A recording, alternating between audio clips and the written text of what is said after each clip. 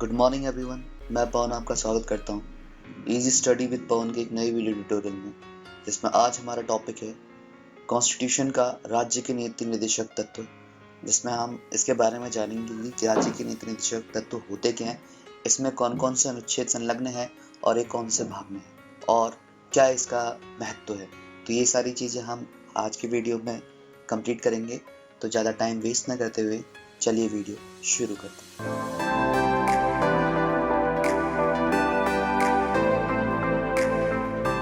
राज्य के नीति निर्देशक तत्व, इनका वर्णन भारत के संविधान में भाग 4 में अनुच्छेद 36 से लेकर 51 तक का किया गया है। बेसिकली आपको मैंने पहले भी बताया था कि जो भारत का संविधान है इसमें कुल 22 भाग हैं, ठीक है, और उसके चौथे भाग में इसका वर्णन किया गया। पहला भाग संघ एवं उसके क्षेत्र हैं, जो अनुच्छेद 1 से लेकर 4 तक का है। दूसरा नागरिकता है, जो 5 से 11 तक का है। तीसरा मूल अधिकार 12 से लेकर 35 तक का अनुच्छेद है। उसके बाद जो चौथा आता है वो राज्य की नीति निर्देशकता है। उसके बाद हमारे मौलिक कर्तव्य, ठीक है, और उसके बाद संघ। इस तरीके से हमारे कुल 22 भाग चलते रहते हैं। तो आज जो हम बात करने वाले हैं वो चौथे भाग की बात करने वाले हैं, जो कि है राज्य की नीति निर्देशक तत्व। बात करते हैं इसकी पृष्ठभूमि की। तो ये आयरलैंड के संविधान से लिया गया, क्योंकि आपको पता है कि हमारा जो संविधान है वो कई देशों के संविधान की जो क्वालिटियां हैं उसको इंडिया के हिसाब से मॉडिफाई करके अपनाया गया है। तो ये जो राज्य के नीति निर्देशक तत्व हैं ये आयरलैंड से ली गई है, और आयरलैंड के मूल संविधान में ये पहले से नहीं थी। आयरलैंड ने स्पेन से ली है, ठीक है। तो बेसिकली ये जो अवधारणा थी राज्य के नीति निर्देशक तत्वों की, ये स्पेन से शुरू हुई है। स्पेन से 1937 में आयरलैंड ने ली, आयरलैंड से भारत ने इसको अपनाया है। अब बात करते हैं कि जैसे मैंने कहा ना कि हम किसी भी देश के संविधान से कुछ चीजें लेते हैं तो उसको इंडियन टच देते हैं, यानी इंडिया के उसमें इम्प्लीमेंट किया जाता है कि ये जो चीजें हमने ली हैं ये इंडिया के स्तर पे इसमें कैसे चेंज करना चाहिए। तो वो चेंज क्या थे, आपको एक नाम बहुत परिचित होगा, BN राव जी। ये संविधान के सलाहकार थे। इनने क्या कहा था कि जब हम संविधान बनाएंगे तो हम दो प्रकार के, ठीक है, दो प्रकार के मूल अधिकार अपनाएंगे। एक वो मूल अधिकार होंगे जो किसी भी नागरिक को, जो भारत का नागरिक हो, उसको जन्म के साथ ही वो अधिकार प्राप्त हो जाएंगे, और अगर वो अधिकारों का हनन होता है, सरकारें उन अधिकारों को नागरिकता का नहीं पहुंचा पाती है, तो वह नागरिक उनको कानूनी चुनौती दे सकता है, ठीक है, यानी कानूनी रूप से परिवर्तनीय है। ये प्रथम प्रकार के मूल अधिकारों में बताया गया, जिनको स्पेशल पावर दी गई है कि उनकी न्यायिक समीक्षा हो सकती है। दूसरे प्रकार के अधिकार वो बनाए गए जो राज्यों द्वारा नागरिकों को दिया जाएगा ताकि उनका डेवलपमेंट किया जा सके, सरकार की नीतियों को बढ़ाया जा सके, सरकार द्वारा एक कल्याणकारी लोकतंत्र की स्थापना कर सके।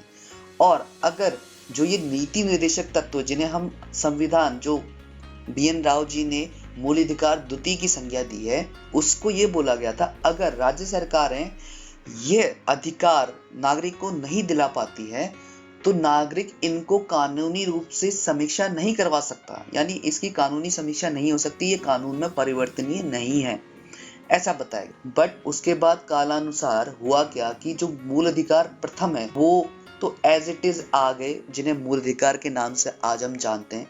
जो मूल अधिकार द्वितीय के नाम से BN राव जी ने कहा था, वो मूल अधिकार द्वितीय ना होके अब DPSP यानी राज्य के नीति निर्देशक तत्व के रूप में जाने जाते हैं, जिनका वर्णन भाग 4 में अनुच्छेद 36 से लेकर 51 तक का किया गया, ठीक है। अब आप ये सोचेंगे कि भाई मूल अधिकार को तो क्या है, कानूनी समीक्षा का अधिकार मिला हुआ है कि हम उसकी अगर राज्य सरकार उसे नहीं इम्प्लीमेंट करा पाती तो लोगों के पास, नागरिकों के पास अधिकार है कि वो उसकी कानूनी समीक्षा करवा सकते हैं। पर राज्य के नीति निर्देशक में ऐसा क्यों नहीं है, इसकी कानूनी समीक्षा क्यों नहीं की जा रही, यानी क्या मूल अधिकार से कम वैल्यू रखते हैं राज्य के नीति निर्देशक तत्व? तो ऐसा नहीं, इसको समझिए। इसमें लोगों को एक अधिकार दिया गया है, मताधिकार का। अगर कोई भी सरकार राज्य की नीति निर्देशक तत्वों को मूल रूप से या अच्छी तरीके से इम्प्लीमेंट नहीं करवा पाती तो नागरिक के पार क्या है, उसका मूल्यांकन करने के लिए मताधिकार का अधिकार प्राप्त है। वो मताधिकार कर सकती है, यानी आप वो वोट दे सकती है। 5 सालों तक का वो हर सरकार की समीक्षा करती है, उनका आकलन करती है कि इस सरकार ने क्या राज्य के नीति निर्देशक तत्व अच्छे रूप से इम्प्लीमेंट करवाए हैं, क्या इनने लोक कल्याणकारी जो नीति है उनका निर्माण सही रूप से कराया है, क्या आर्थिक सामाजिक लोकतंत्र की स्थापना की है, क्या तीनों प्रकार के न्याय जो हम जिसकी बात हमने प्रस्तावना में भी किया गया है, सामाजिक आर्थिक और राजनीतिक न्याय, क्या इसको सही रूप से इम्प्लीमेंट कराया है। ठीक है, अगर ये सब नहीं किया है तो हर 5 साल में चुनाव होते हैं और चुनाव में जनता ही सरकार को हटा सकती है या बना सकती है, वो उनके पास अधिकार है। तो राज्य के नीति निर्देशक तत्वों के लिए कानूनी समीक्षा तो नहीं है, पर जनता को वोटाधिकार दिया गया है कि वो वोट देके अपना मतदान देके, ठीक है, किसी भी सरकार को गिरा सकती है या बना सकती है, यानी उनके कार्यों की समीक्षा कर सकती है। तो ये चीज आपको क्लियरिफाई हो गया ना कि राज्य की नीति निर्देशक तत्व को जो स्पेशल चीज दी है, क्या दिया गया है कि नागरिकों को मताधिकार का अधिकार दिया है, जिससे वो राज्य के, ठीक है, जो सरकार है उनकी समीक्षा कर सकती है। इतनी चीज आ गई, बेस क्लियर हो गया। अब बात करते हैं इसकी उद्देश्य की। जो राज्य के नीति निर्देशक तत्व हैं, इनका उद्देश्य क्या है? इनका मुख्य उद्देश्य होता है लोक कल्याणकारी राज्य का निर्माण करना। और लोक कल्याणकारी राज्य कैसे का निर्माण कब होगा? जब सारे लोगों को न्याय मिले, ठीक है, उनकी जरूरतें पूरी हों, ठीक है, अव्यवस्थाएं ना फैलें, सबको रोजगार मिले। तो आप समझ में आ रहा है ना आपको कि राज्य की जो नीति निर्देशक तत्व है ना, इन्हीं चीजों के बारे में बताएगा। ठीक है, अब देखो दूसरा मुख्य इस उद्देश्य क्या है? आर्थिक सामाजिक लोकतंत्र की स्थापना करना। और जब हम न्याय की बात करेंगे तो न्याय हम 3 न्यायों की बात करेंगे, सामाजिक, आर्थिक और राजनीतिक। अब देखो अब क्या बोल रही है, यह सरकार को उसके दायित्व का मार्गदर्शन कराता है। यानी जो नीति निर्देशक तत्व है ना, ये एक प्रकार से क्या है, राज्यों के लिए उनका एम सेट करते हैं, उनका एम उन्हें कैसे प्राप्त होगा और उनकी रिस्पॉन्सिबिलिटी, उनके दायित्व क्या है, इसके बारे में जानकारी देता है। और दूसरी बात जो मैंने आपको सबसे इंपॉर्टेंट बताई थी कि जनता को सरकार के कार्य के संबंध में जानकारी प्राप्त करना तथा उनके मूल्यांकन करने का अधिकार है। उनका मूल्यांकन हम किस तरीके से करेंगे? चुनावों में कैसे? वोट देके। अब देखो जो राज्य की नीति निर्देशक तत्व वो 3 मुख्य रूप से 3 विचारधाराओं से प्रभावित हैं। ठीक है, वो कौन कौन सी है? गांधीवाद विचारधारा, यानी जो गांधी की विचार थे उनके अनुरूप जो अनुच्छेद है उन्हें हम गांधीवादी विचारधारा के बारे में इंक्लूड करेंगे। दूसरी समाजवादी विचारधारा और तीसरी उदारवादी विचारधारा। बेसिकली जो इस लेक्चर का कॉन्सेप्ट रहेगा, पहले हम जितने भी अनुच्छेद है उनको पढ़ेंगे, उसके बाद मैं आपको बताऊंगा लास्ट में जब हम अनुच्छेद समझ जाएंगे कि गांधीवादी विचारधारा से कौन कौन से अनुच्छेद प्रेरित हैं, समाजवादी से कौन से प्रेरित हैं और उदारवादी से कौन से प्रेरित है, एक लिस्ट बना दूंगा। ठीक है, तो चलो अब हम अनुच्छेदों पे बात करते हैं कि अनुच्छेद हमारे हैं क्या क्या। शुरुआत कहां से कहां तक है? 36 से लेकर 51 तक का। तो पहला अनुच्छेद हमारा 36वां है, जो कहता है राज्य की परिभाषा बताते हैं। अब यहाँ पर 2 इंपॉर्टेंट फैक्ट आते हैं। एक राज्य की परिभाषा, इससे पहले मैंने और बताए थे, एक अनुच्छेद और है, वो है अनुच्छेद 12। अनुच्छेद 12 भी राज्य की परिभाषाओं के बारे में बताता है, जो कि किसमें था? मूल अधिकारों में था। मूल अधिकार कहां से कहां तक का थे हमारे? 12 से लेकर 35 तक का थे ना। तो पहला जो उसका अनुच्छेद था, अनुच्छेद 12, वो राज्य की परिभाषा ही बताता है। और जो अनुच्छेद 36 है, ये यही कहता है कि जो अनुच्छेद 12 में राज्य की परिभाषा दी गई है, उन्हीं राज्य को अनुच्छेद 36 भी परिभाषित करता है। तो एक इंपॉर्टेंट क्वेश्चन कि पहला कि राज्य कौन से अनुच्छेद में है? 12 और 36 में। और यानी एक दूसरा क्वेश्चन क्या बनेगा कि राज्य के बारे में संविधान में कितने अनुच्छेद हैं? 2 अनुच्छेद, यानी राज्य को 2 बार परिभाषित किया गया है। ठीक है, क्वेश्चन समझ में आ गए? अनुच्छेद 12 और अनुच्छेद 36। ठीक है, उसके बाद करते हैं अनुच्छेद 37 की। अनुच्छेद 37 कहता है कि ये न्यायालय में परिवर्तनीय नहीं है। देखो परिवर्तनीय वाले मैंने आपको बताया था ना, जैसे मूल अधिकार का हनन होता है तो आप न्यायालय में चैलेंज कर देते हैं, यानी वो न्यायालय में परिवर्तनीय है। अब ये न्यायालय में परिवर्तनीय नहीं है, तो न्यायालय में परिवर्तनीय, तो इसका मतलब ये बहुत कमजोर अधिकार नहीं है। इनको इक्विवेलेंट करने के लिए क्या किया गया है? 5 साल में जो चुनाव होते हैं तो हमें वोट देने का अधिकार है, हम वहां पर सरकारों की समीक्षा कर सकते हैं, ठीक है, पर हम उन्हें कानूनी चैलेंज नहीं कर सकते। जो मूल्य अगर हम जो हमारे ये नीति निर्देशक तत्व दिए गए हैं अगर ये इंप्लीमेंट नहीं हो रहे हैं तो आप कानूनी चैलेंज नहीं कर सकते, ठीक है। आप क्या कर सकते हैं, 5 साल बाद जब चुनाव होंगे आप वोट ही मत दो सरकार को जिस सरकार ने नहीं दिया है, तो ये उनका समीक्षा कर सकते हैं इसके ऊपर, ठीक है। 37 तो आपको समझ में आ गया फिर, गुड। अब देखो अनुच्छेद 38 की बात करते हैं। अनुच्छेद 38 क्या कहता है कि 3 प्रकार के न्यायों की बात करता है। यही देखो प्रस्तावना में भी था ना, जब मैंने आपको प्रस्तावना पढ़ाई थी 3 प्रकार के न्याय की बात की थी, तो यहाँ पर भी 38 में क्या है, 3 प्रकार के न्याय बताए गए, सामाजिक, आर्थिक और राजनीतिक न्याय की स्थापना करना, ठीक है। ये चीज समझ में आ गया, गुड। 3 प्रकार के न्यायों की स्थापना करना है, ठीक है। उसके बाद 39 कहता है, देखो 38वां जो है ना, 38 का 44वें संविधान संशोधन द्वारा, ठीक है, इसमें क्या चीज जोड़ी गई थी, आय, प्रतिष्ठा एवं सुविधाओं के अवसरों में असमानता की समाप्ति, ठीक है। यानी इसमें जो भी अनइक्वालिटी है ना, आय के आधार पर, प्रतिष्ठा के आधार पर, सुविधाओं के आधार पर, उनको नलीफाई करना है, यानी उन असमानताओं की समाप्ति करनी है, ठीक है। ये 44वां संविधान संशोधन, ठीक है, 1978 में हुआ था, ठीक है। एक काम करूंगा ना, पहले हम अनुच्छेद पढ़ लेते हैं सारे के सारे, फिर मैं क्या करूंगा, एक लिस्ट बना दूंगा।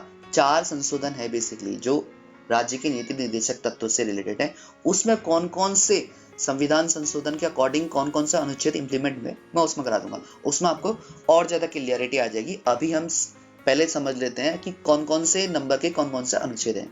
38 हमने पढ़ लिया। अब उसके बाद देखो अनुच्छेद 39 क्या कहते हैं, संसाधनों का उचित वितरण। इसका मतलब क्या है कि जो भी संसाधन है ना, उनका जो वितरण होना है वो इक्वली होना चाहिए, सबको समान रूप से वितरण होना चाहिए, संकेंद्रण नहीं होना चाहिए, यानी एक ही किसी एक पर्सन के पास सारी चीजें नहीं होनी चाहिए। तो राज्य की ऐसी यानी राज्य के सरकारों की ऐसी अवधारणा रहती है कि समान रूप से सबका विकास हो, सारी सुख सुविधाओं का वितरण जो हो उसका संकेंद्रण ना हो, सब पर समान रूप से फैले, यानी गरीब से गरीब तबका है उसको जो सुविधाएं हैं वो प्राप्त हो सके। इसी में क्या क्या आता है देखो, स्त्री और पुरुष के समान कार्यों के लिए समान वेतन।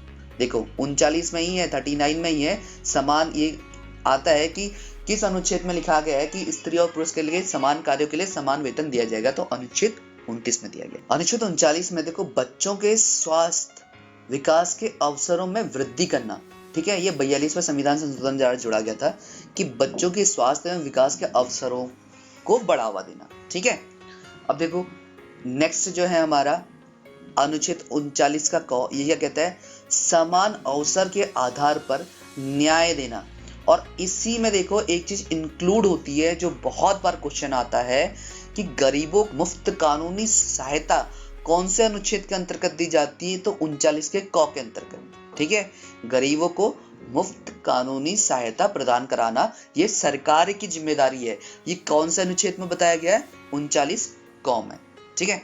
नेक्स्ट पे चलिए, अनुच्छेद 40 पंचायतों के बारे में बताता है। पंचायत देखो ये अनुसूची 11 में बताया गया है, ठीक है।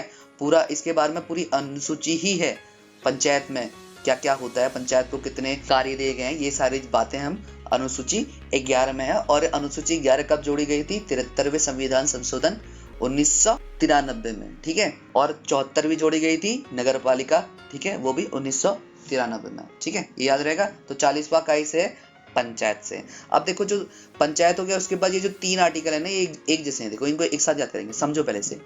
41वां कहता है कुछ विशेष दशाओं में। अब ये विशेष दशाएं क्या होंगी, बुढ़ापा, बेरोजगारी या बीमारी, ठीक है। इस प्रकार की जो विशेष दशाएं हैं इसमें काम पाने का अधिकार, यानी राज्य सरकार, ठीक है, को क्या है, इनकी जिम्मेदारी है कि ऐसी विशेष दशाओं में, बुढ़ापे में, बेरोजगारी में, बीमारी होने पे ये जनताओं को काम मुहैया कराइए, ठीक है।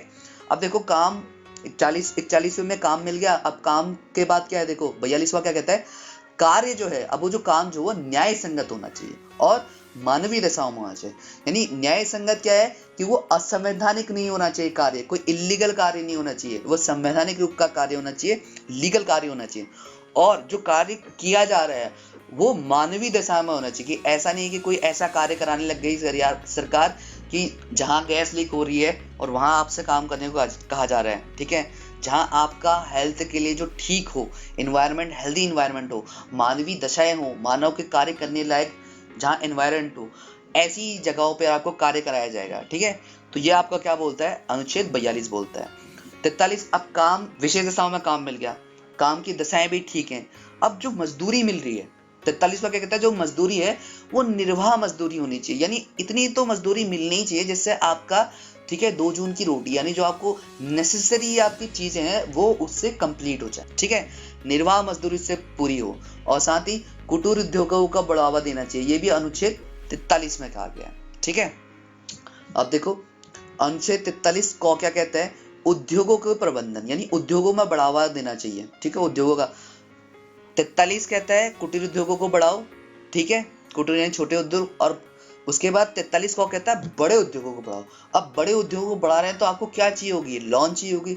लोन कहां से मिलेंगे, सहकारी समितियों से मिलेंगे। तो 43 का खौ क्या है, सहकारी समितियां, ठीक है।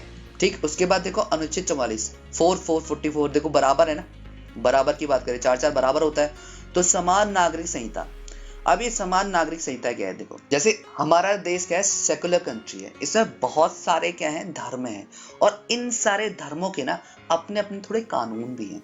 जैसे मुस्लिम के कुछ अलग कानून है कि उनके जायदाद का बंटवारा अलग तरीके से होंगे, हिंदुओं के कुछ अलग कानून है, क्रिश्चियनों के कुछ अलग कानून है। तो अभी भी ना ये सारे कानून समान नहीं हुए, यानी समान हर धर्म के लिए कानून एक जैसा नहीं हुआ है। तो वो होता है समान न्यायिक संहिता, उसको अभी भी राज्य सरकार, केंद्र सरकार इंप्लीमेंट करने की कोशिश कर रही है, पूर्ण रूप से नहीं हुआ है।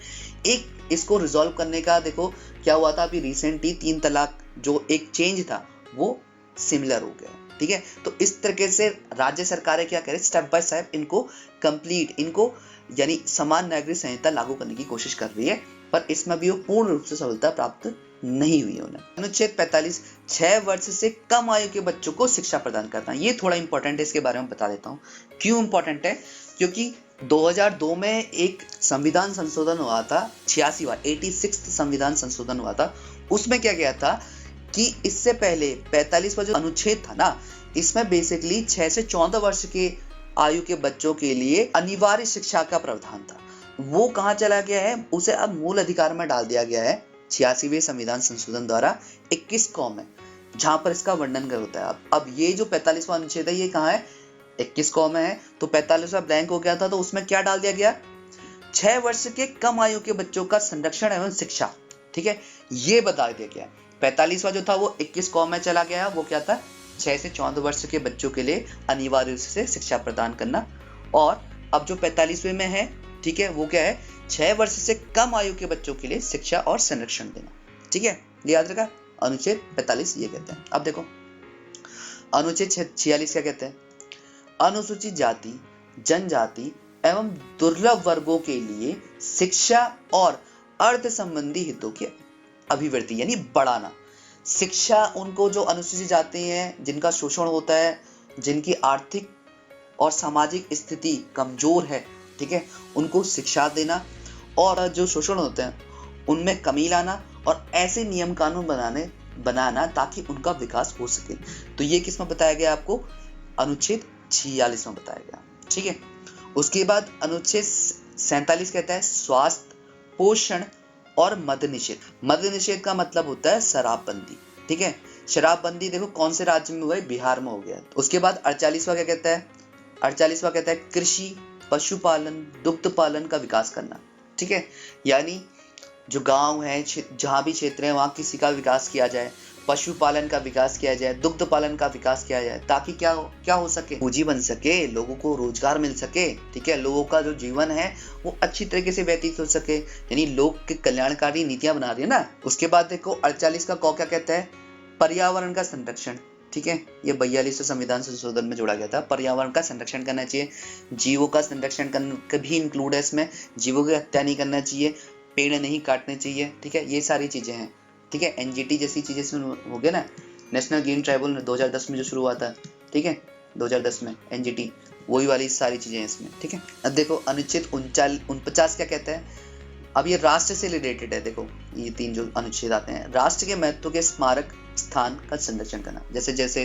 क्या हो गया, राज्य के महत्व स्मारक क्या है हमारे, लाल किला है, ठीक है, बुलंद दरवाजा है, ठीक है, ताजमहल है, ये जो राष्ट्रीय संरक्षण स्मारक है इनका संरक्षण करना, ठीक है। 50 देखो 50-50 बांट रहा है। पृथकीकरण किसने, कार्यपालिका और न्यायपालिका का पृथकीकरण है। किसका, कार्यपालिका और न्यायपालिका। हमेशा रखना एक अच्छे लोकतंत्र की परिभाषा यही होती है जहाँ कार्यपालिका अलग कार्य करे, न्यायपालिका अलग, ठीक है, कार्य करे, वही एक अच्छे लोकतंत्र की परिभाषा के अंतर्गत आता है, ठीक है। ये बहुत नेसेसरी स्टेप होता है कि कभी भी न्यायपालिका और कार्यपालिका का आपस में इंटरफेरेंस नहीं होना चाहिए, इनका सामंजस्य नहीं होना चाहिए। नहीं तो क्या होगा कि कार्यपालिका में अगर कुछ गलत काम भी हुआ तो न्यायपालिका उनकी समीक्षा नहीं करेगा, दोनों मिल जाएंगे, तो ये दोनों पृथक होने चाहिए, हमेशा अलग होने चाहिए। उसके बाद लास्ट है 51वां जो है अंतरराष्ट्रीय शांति की अभिवृद्धि, यानी जो अंतरराष्ट्रीय सुरक्षा है उसको बढ़ावा देना, ठीक है। तो ये हमारे 36 से लेकर 51 तक के अनुच्छेद हो गए हैं। अब बात करते हैं संविधान संशोधनों की। बेसिकली राज्य की नीति निर्देशक तत्वों के लिए ना 4 संविधान संशोधन हुए हैं। तो पहला जो हुआ 42वां संविधान संशोधन 1976 में, 1976 में हुआ है, ठीक है। इसमें बेसिकली 4 तत्व जोड़े गए थे और उन 4 तत्वों के लिए 4 अनुच्छेद जोड़े गए थे। 39वां का क, फिर 43वें का क और 48वें का क, ठीक है। अब बेसिकली देखो 39वां संविधान जो हमारा अनुच्छेद है वो बेसिकली क्या बोलता है कि संसाधन का उचित विवरण, पर ये वाला नहीं है। इसमें जो जोड़ा गया था वो जोड़ा गया था बच्चों के स्वास्थ्य विकास के अवसरों को बढ़ाना, ठीक है, बच्चों के स्वास्थ्य, ठीक है, एवं विकास के अवसरों को बढ़ाना, ठीक है। 39 का क जो था वो गरीबों को मुफ्त कानूनी सलाह दिलवाना। उसके बाद 43 का क है उद्योग धंधों का प्रबंधन करना। फिर 48 का क है पर्यावरण का संरक्षण करना, ठीक है। तो ये 4 आपके 42वें संविधान संशोधन से जोड़े गए हैं। इसके बाद दूसरा संशोधन हुआ वो हुआ 44वां संविधान संशोधन, जिसमें सिर्फ एक ही आर्टिकल जोड़ा गया था, वो था 38वां अनुच्छेद आय प्रतिष्ठा एवं सुविधा के अवसरों में असमानता की समाप्ति। आय प्रतिष्ठा एवं सुविधा के अवसरों में असमानता की समाप्ति, ये 44वें संविधान संशोधन 1978 में जोड़ा गया था, ठीक है। उसके बाद 86 संविधान संशोधन आया, बहुत इंपॉर्टेंट, 2002 में हुआ था, जो 45वां अनुच्छेद है, ठीक है, उसको 21 को मूल अधिकार में जोड़ दिया गया, यानी शिफ्ट कर दिया गया। और मूल अधिकार में क्या जोड़ गया था, 6 से 14 वर्ष के आयु के बच्चों के लिए अनिवार्य शिक्षा। और अब 45वें में अनुच्छेद में क्या है, 6 वर्ष से कम के बच्चों के लिए शिक्षा एवं संरक्षण, ठीक है। ये 46वें संविधान संशोधन 2002 द्वारा हुआ। फिर उसके बाद है 97 जो 2011 में हुआ है। इसके अंतर्गत 43 ख यानी सहकारी समितियों के बारे में बताया गया है इसमें, ठीक है। तो 4 हैं आपके 97वां, 86वां, 44वां और 42वां, ये 4 संशोधन हुए हैं, ठीक है। इसके बाद जो 3 विचारधाराएं हैं हमारी, समाजवादी विचारधारा, गांधीवादी विचारधारा और उदारवादी विचारधारा, तो इनमें कौन कौन से अनुच्छेद हैं, ठीक है, उनका मैं आर्टिकल नंबर बता देता हूं आपको, क्योंकि मैंने जो नोट्स में आपको प्रोवाइड करा दूंगा, और उन नोट्स में मैंने, अगर आप गौर करेंगे तो मैंने देखो यू लिखा हुआ है, यू मतलब उदारवादी है, जी मतलब गांधीवादी है और एस मतलब समाजवादी है। तो यहाँ पर मैं आपको नोटिफाई करा दे रहा हूँ कि वो कौन कौन से हैं। समाजवादी में अनुच्छेद 38, 39 का क, 41, 42, 43 का क और 47 है। 38 में आपको पता है 3 प्रकार के न्याय की बात कह दी है तुमने, सामाजिक, आर्थिक, राजनीतिक न्याय। 39 संकेंद्रण का ना करना, जो संसाधन है उनका संकेंद्रण नहीं होना चाहिए, यानी उचित विवरण होना चाहिए। 39 का क था समान अवसर के आधार पर समान न्याय, यानी वही गरीबों को मुफ्त कानूनी सलाह देना। फिर उसके बाद 41 से देखो मैंने वही कुछ विशेष दशाओं में 3 एक साथ थे, विशेष दशाएं आ गई। फिर कार्य न्याय संगत होना चाहिए और उसके बाद आ गया निर्वाह मजदूरी के बारे में, ठीक है। फिर 43 का क आ गया आपका उद्योग धंधों का प्रबंधन। 47वां है आपका मद्य निर्देश कहते हैं जिसे, मतलब शराबबंदी, ठीक है, वो हो गया। और पोषाहार हो गया, स्वास्थ्य हो गया, ये सारी चीजें हो गई। अब बात करते हैं गांधीवाद। तो गांधी तो देखो एक तो गांव के हितों में थे, यानी पंचायत आएगा, ठीक है। फिर उसके बाद 43 का क अभी पढ़ा हमने, उद्योग धंधे, ठीक है। फिर उसके 43 का ख, उद्योग धंधे लगाने के लिए क्या चाहिए थी हमें, सहायक समितियां, बैंक, जो सहायक समिति बैंक बनते हैं। फिर उसके बाद 46वां अनुसूचित जाति, इनका संरक्षण करते थे ना हमेशा, अनुसूचित जाति जनजातियों का संरक्षण। फिर उसके बाद 47 देखो मद्य निषेध के बिल्कुल विरोध में थे, तो मद्य निषेध, पोषाहार, स्वास्थ्य वाला हो गया। और उसके बाद जो इनका लास्ट था वो था 48, कृषि और पशुपालन, गांव का विकास चाहते थे ना, तो ये सारी चीजें हो जाएंगी। उसके बाद देखो उदारवादी में क्या क्या है, 44 यानी बराबर के लिए क्या बताया था मैंने, समान न्यायिक संहिता होनी चाहिए, ठीक है, बराबरी, सबको बराबरी होनी चाहिए। उसके बाद है आपका 45 बहुत इंपॉर्टेंट था। क्यों इंपॉर्टेंट था, इसमें 86वां संविधान संशोधन 21 में चला गया। अब ये 6 वर्ष से कम उम्र के बच्चों के लिए अनिवार्य शिक्षा की बात करता है, ठीक है। उसके बाद है अनुच्छेद 48, ठीक है, 48 आपका कृषि पशुपालन की बात करता है। 48 का क, ये पर्यावरण संरक्षण की बात करता है। फिर उसके बाद है 49 जो है राष्ट्रीय महत्व के जो स्थान था उनका संरक्षण। फिर है 50 यानी 50-50 कार्यपालिका और न्यायपालिका का पृथकीकरण। 51 था आपका अंतर्राष्ट्रीय सुरक्षा की अभिवृद्धि, यानी अंतर्राष्ट्रीय शांति को बढ़ावा देना। तो ये सारे चीज हो गए आपके 3 जो आपके समाजवादी, गांधीवादी और उदारवादी विचारधारा से रिलेटेड जो भी अनुच्छेद थे वो आपके ये कंप्लीट हो गए हैं, ठीक है। इसे 1-2 बार देखोगे आपके समझ में आ जाएगा, ठीक। अब इसके बाद हम देख लेते हैं कि जो भी हमारे इम्पोर्टेंट केस हुए हैं, ठीक है, 3 केस हुए हैं इससे रिलेटेड, ठीक है, उन्हें पढ़ लेते हैं जल्दी जल्दी। पहला केस है केशवानंद भारती, बहुत इंपॉर्टेंट, 1973, इसके बारे में बहुत ज़्यादा बात करता हूँ, जिसमें क्या संविधान के मेन स्ट्रक्चर, मूल संरचना जो है उसकी, ठीक है, मेन स्ट्रक्चर के बारे में बोला गया था। इसमें क्या बताया था कि केशवानंद भारती केस में मूल अधिकार जो है, यानी मौलिक अधिकार जो हैं, वो नीति निर्देशक तत्वों से बड़े हैं, उच्च हैं, यानी इसमें मूल अधिकार को उच्च अधिकार बताया गया है एज कंपेयर टू नीति निर्देशक तत्व। फिर इसके बाद 42वां संविधान संशोधन जो हुआ 1976, जिसमें 4 तत्व जोड़े गए थे, उसमें नीति निर्देशक तत्वों को मौलिक अधिकार से उच्च बताया गया है। अब नीति निर्देशक तत्वों को उच्च बता दिया गया है। यहाँ पर तो क्या था, केशवानंद भारती में मौलिक अधिकारों को बताया गया था, यहाँ पर नीति निर्देशक तत्वों को। लास्ट जो है, जो फाइनल अभी हो चुका है, बिनवा मिल्स वाद 1980 में जो हुआ था, उसके अंतर्गत ये बताया गया कि यह दोनों एक दूसरे के पूरक हैं, यानी कोई भी बड़ा कोई भी छोटा नहीं है, ठीक है, दोनों समान हैं और दोनों का दायित्व लोकतंत्र को बढ़ावा देना है। मूल अधिकार का दायित्व भी यही है कि वो लोकतंत्र को बढ़ावा देता है, और जो राज्य के नीति निर्देशक तत्व हैं वो भी लोकतंत्र को बढ़ावा देते हैं, और ये दोनों एक दूसरे के पूरक हैं। तो आपको राज्य के नीति निर्देशक तत्वों के बारे में काफ़ी जानकारी मिल चुकी होगी, और ये जो जानकारी है सफिशिएंट है आपके पीसीएस लेवल तक का के एग्ज़ाम के लिए। आप इसके बाद में एक सीरीज, इसी के बाद में क्या क्विज ले आऊँगा, इसका जो इम्पोर्टेंट क्वेश्चन है राज्य के नीति निर्देशक तत्वों के रिगार्डिंग, उसका एक ऑब्जेक्टिव मैंने वीडियो प्रिपेयर कर लिया है, ठीक है, कुछ मैंने छांट लिया है, तो इसके बाद ही मैं उसे अपलोड करवाऊँगा, ठीक है। तो अगर ये वीडियो आपको पसंद आया तो प्लीज़ मेरे चैनल को लाइक कीजिए, शेयर कीजिए, सब्सक्राइब कीजिए, और thank you for watching this video. Have a nice day. Please like and share and subscribe the channel, and also hit the bell icon.